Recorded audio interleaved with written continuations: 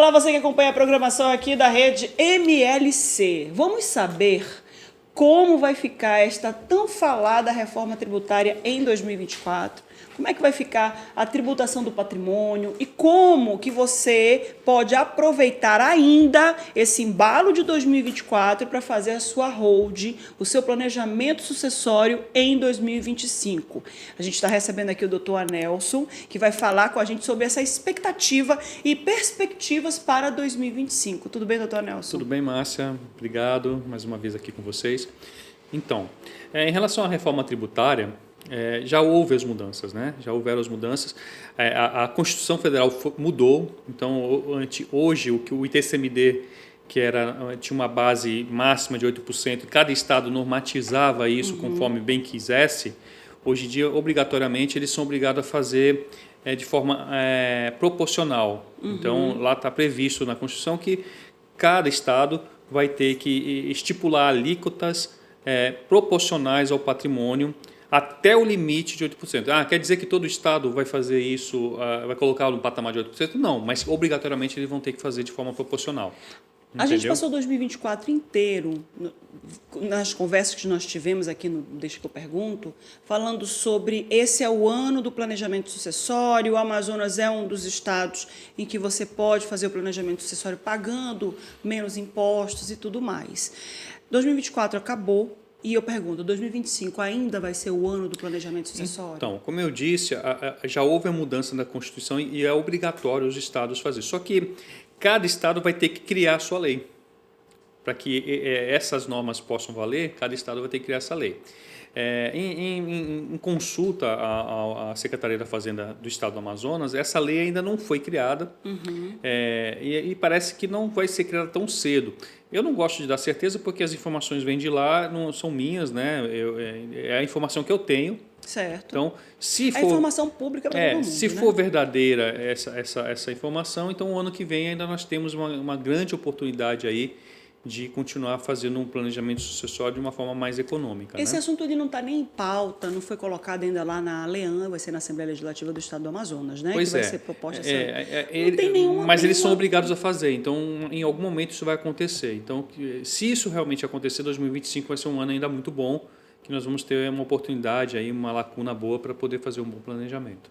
Por que o planejamento sucessório vai ser uma boa escolha para quem tem patrimônios em 2025? É o que eu sempre falo, né?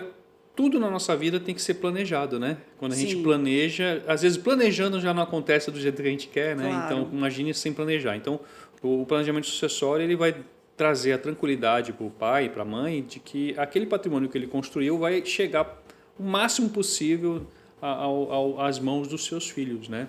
Da forma que ele quer que chegue. Diferentemente, se não fizer nada. Se a gente não fizer nada, deixar as coisas acontecerem, infelizmente, os impostos, o inventário, o tempo que isso vai acontecer vai acabar dilapidando esse patrimônio. Tem tudo muito a ver com planejamento sucessório, com educação econômica, né? Educação financeira. Então, tudo isso está muito interligado. Como os vídeos aqui do Deixa que eu pergunto, doutor Anelson, eles são vídeos que são independentes. Então, a pessoa pode chegar aqui nesse vídeo agora e falar, mas aí, peraí, o que eles estão falando? O que é isso? Por que a gente está conversando sobre essa perspectiva de planejamento sucessório para 2025? Aí a gente, quem está vindo, quem está assistindo esse vídeo pela primeira vez, não viu os vídeos anteriores do Dr. Anelson, né? Tá aí se perguntando o que eles estão falando, o que é o planejamento sucessório. Eu sempre gosto de fazer esse revival, digamos assim, puxar esse assunto e as perguntas que a gente sempre trata e que a gente sempre tratou nos outros vídeos. Você que está assistindo a gente agora, pode clicar aqui na descrição e pode procurar os outros vídeos do Dr. Anelson, inclusive no canal dele, no YouTube, que também está aqui na descrição. O que é o planejamento sucessório? Porque o óbvio precisa ser dito também. Não, sim. O planejamento sucessório começa com a intenção da família, do patriarca, em proteger o seu legado, né? Então, esse é o primeiro passo do planejamento sucessório. Entender que se ele não fizer nada, amanhã ou depois, quando ele não estiver mais aqui, o inventário, um testamento, seja o que for, não vai ser eficaz para entregar o patrimônio todo para os filhos deles sem que isso tenha um custo muito alto. Então, o planejamento sucessório primeiro começa com essa consciência E é por isso que é importante estar sempre falando, porque é uma questão de educação realmente, né? Todo mundo sabe o que é testamento, mas testamento é coisa de filme americano que nem sequer isso eles usam lá. Porque lá nos Estados Unidos é comum comprar imóvel em nome de pessoa jurídica, justamente para se fazer esse planejamento sucessório. Então o planejamento sucessório, para mim, começa com a consciência de que, se não fizer nada, as coisas vão acabar dilapidando o seu patrimônio. Depois disso, é realmente procurar um profissional que entenda sobre isso, porque não existe uma fórmula fechada. Cada família ela tem um perfil, cada família tem uma necessidade, e existem vários instrumentos de planejamento sucessório que podem ser adequados para a sua família e pode não ser para a minha. Então, realmente tem que procurar alguém que entenda sobre o assunto. Quando eu falo de educação financeira, e você já me viu falar várias vezes de educação financeira, não só aqui no YouTube, como no Instagram, no meu perfil e tudo mais, a gente fala de educação financeira e a gente lida sobre esse start. A pessoa que está em casa assistindo esse vídeo, ela precisa parar neste momento e falar: espera, o que eu estou fazendo para organizar meu patrimônio? Nem sempre a pessoa vai querer fazer esse planejamento sucessório para deixar para os filhos. Claro que você não vai dilapidar seu patrimônio e fazer, eu vou gastar tudo para não deixar para os filhos. Mas a ideia da pessoa, às vezes, eu preciso organizar isso. Eu quero organizar agora, eu quero organizar nesse momento. O planejamento sucessório é para as pessoas que têm dívidas bancárias, por exemplo. Por exemplo, a pessoa tem patrimônio, mas fez um financiamento de carro ou um financiamento de imóvel e está com uma dívida muito grande, se perdeu nas parcelas e tudo mais. A gente tem como organizar o planejamento sucessório fazendo essa organização bancária, dessas dívidas bancárias? Eu já vou entrar nessa sua pergunta, tá? Mas você falou uma coisa importante. Tem pessoas que não têm filhos, né? Sim. Mas o Brasil hoje, no mundo hoje, a expectativa de vida subiu muito, né? Então, se a gente não proteger o nosso patrimônio, a gente corre o risco de não conseguir, quando a nossa força ativa já não for mais como é hoje, quando a gente não tiver mais capacidade de produzir, de não ter como nos manter lá na frente. Nós acabamos dilapidando da mesma forma o nosso patrimônio. Mas voltando ao assunto, em relação ao direito bancário, o direito bancário, o planejamento sucessório, o direito financeiro, está tudo muito interligado, né? Tem tudo a ver com patrimônio. Né? Então, para que você possa, por exemplo, fazer um planejamento sucessório eficaz, é fundamental que você esteja com as suas contas em dia. Né? Porque você só vai fazer um planejamento sucessório eficaz se você não tiver dívidas, cobranças, execuções no seu nome. Então, eu só tenho, não posso fazer? Pode, mas vamos resolver primeiro essa questão com os bancos, com a fazenda, com seus credores, e depois a gente parte para uma outra etapa, que é organizar o patrimônio, né, e essa parte sucessória. Você falou agora de fazenda. A gente consegue fazer holding rural? Que a gente conversou muito nos vídeos anteriores sobre esse planejamento sucessório aqui, na cidade, nas capitais, falando dos imóveis, falando de até holding médica, né? Os médicos que estão assistindo aqui essa nossa entrevista, que a holding médica é aquele planejamento sucessório que envolve os seus equipamentos, os instrumentos que você usa para fazer os seus exames e tudo mais, né? Isso aí é um outro assunto. Mas a gente, inclusive, já foi discutido aqui, eu quero que coloque aqui na descrição, por favor, tá, Clóvis? Sobre holding médica. Mas a gente vê também fazendeiros, quem tem semoventes, a gente quando faz faculdade tem os semoventes, né? Os semoventes é aquele patrimônio que anda, que é o gado, que é carneiro, que é búfala e tudo mais. Os rebanhos de modo geral, Os rebanhos de modo geral, os cavalos e tudo mais. A gente tem como fazer esse planejamento sucessório envolvendo esses semoventes, envolvendo o gado, tudo isso? Como é que faz? A holding ela é uma coisa só, né? É um instituto só, mas aí a gente acaba dando nomes dependendo do segmento que a gente está atacando. Então, holding médica, nós vamos trabalhar a holding médica separando os equipamentos, protegendo os equipamentos. A holding rural, a mesma coisa. A gente vai criar estruturas onde a gente possa colocar os semoventes, os tratores, os imóveis, e cada um em sua gaveta, né? Vamos dizer assim, em seus nichos, organizando esse patrimônio, deixando as coisas mais fáceis de gerir, protegendo e já deixando a parte sucessória resolvida. Né? Então, por exemplo, é a mesma coisa de fazer uma holding familiar? Não, é um pouco mais complexa.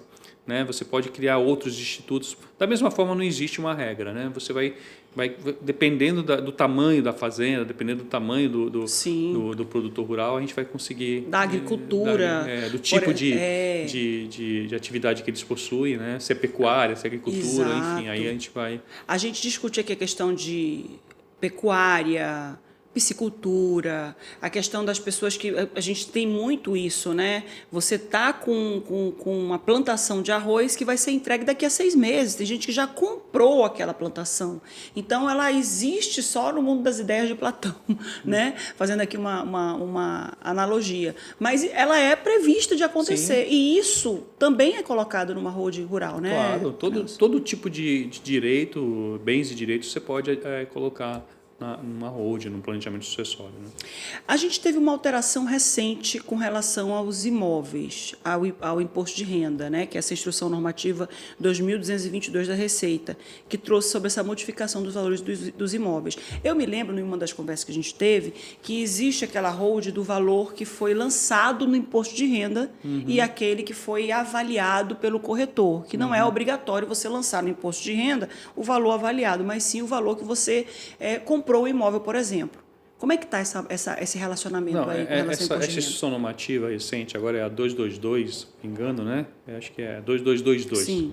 Né? Ela trata sobre o ganho de capital. Né? Então, hoje, se você compra um imóvel valor X e você vende ele por 2X, você vai pagar um percentual, 15%, em torno de 15%, sobre essa diferença entre o valor que você comprou e o valor que você vendeu. Então, essa instrução normativa, ela reduziu essa alíquota para quem quiser já retificar as suas declarações. Então, todo mundo... Mas isso tem que tomar...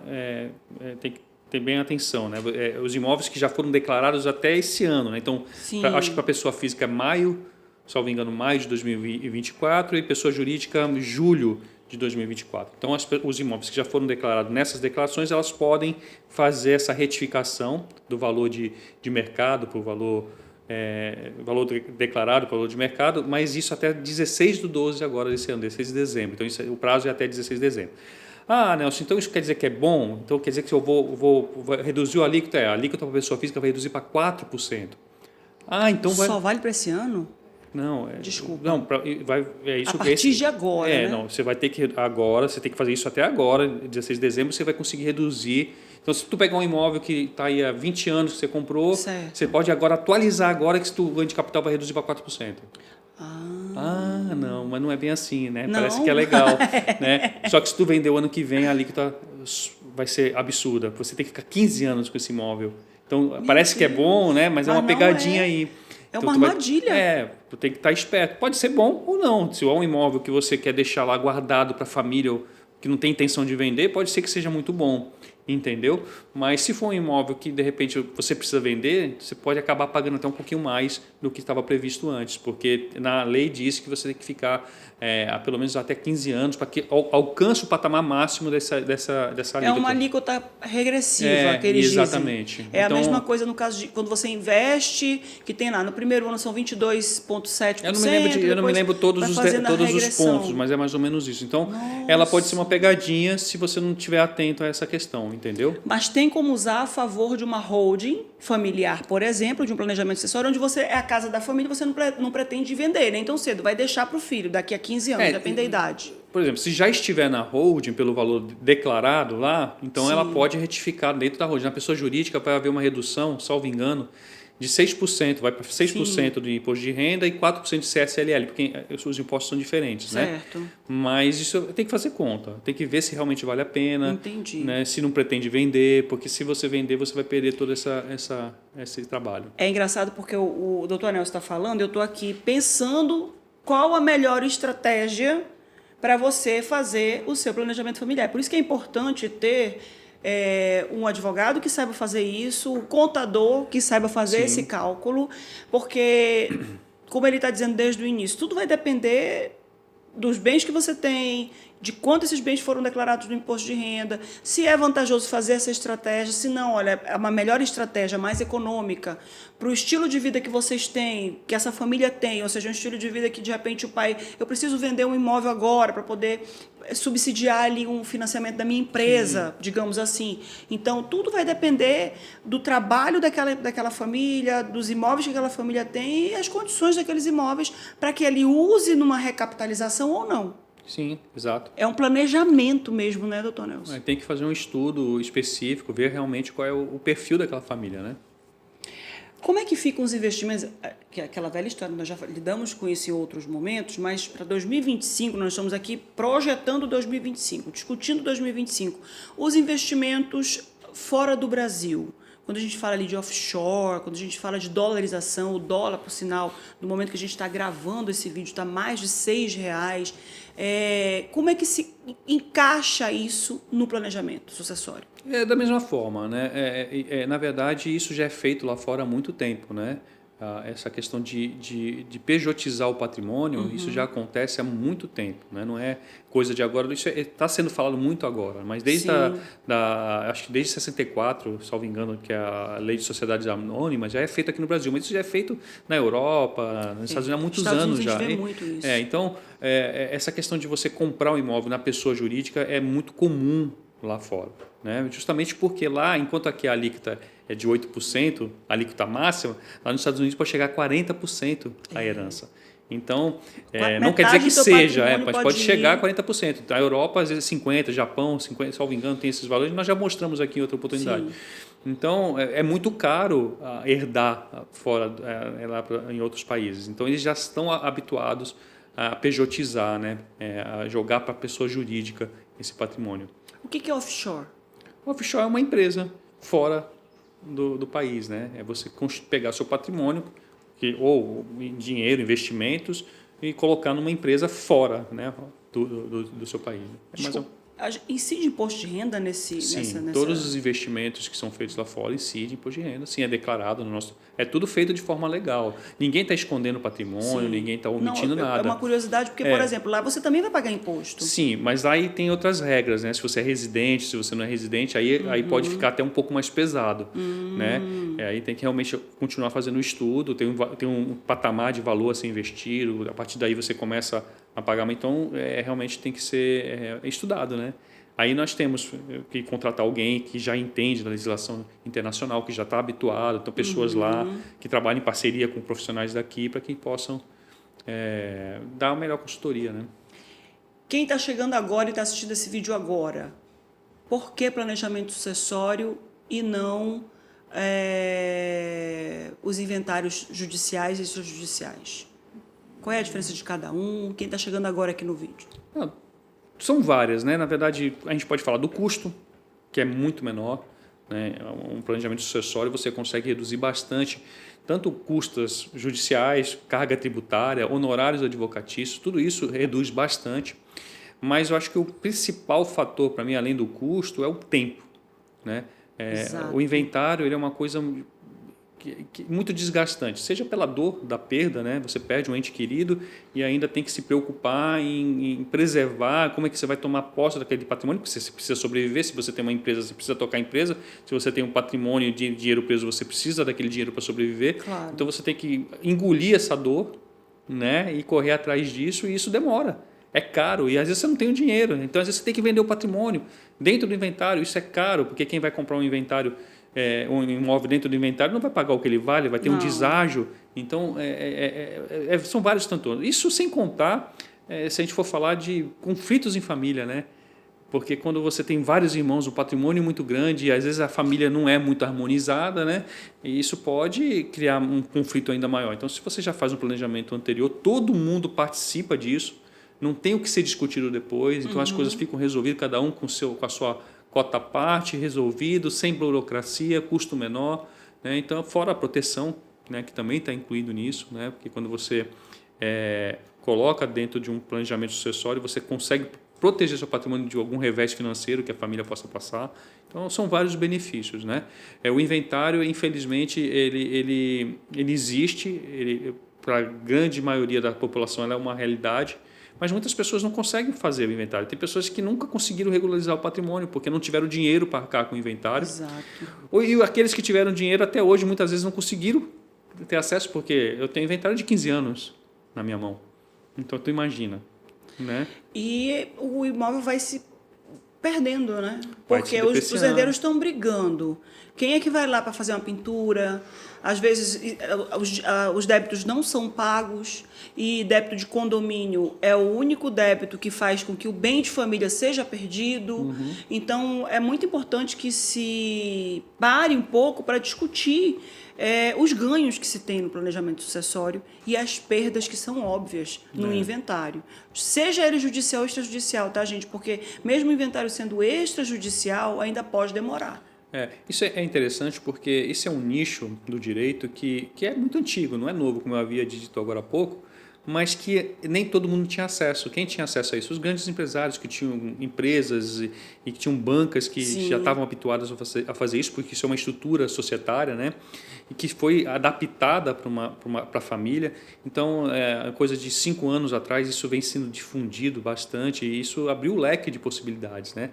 Foi um nicho que se criou, que está sendo bem difundido e que ainda tem muito que crescer, porque qualquer pessoa que tem patrimônio, tem 2, 3 imóveis, ela pode ser um propenso cliente de planejamento sucessório, né? Ela tem essa necessidade, tem filho, vai ter que fazer inventário, ela é uma pessoa que pode ser realmente favorecida por um planejamento sucessório. E tudo pode entrar no planejamento sucessório, a casa, o tudo. carro, tem que tudo estudar, pode ou barco. não, isso quem vai definir realmente é o custo disso, se vale a pena ou não. Aí um profissional vai poder fazer essa análise. Cada né? caso é um caso. Tudo pode, mas nem tudo convém, né? Então isso tem que ser estudado. Depende da estratégia e de quanto vai custar isso para cada família.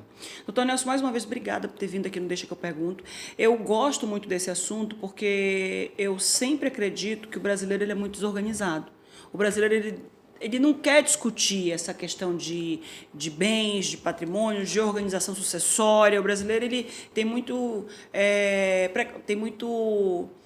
estigma, ele tem muito... Como é que a gente diz aquele... Preconceito? Não é preconceito, gente.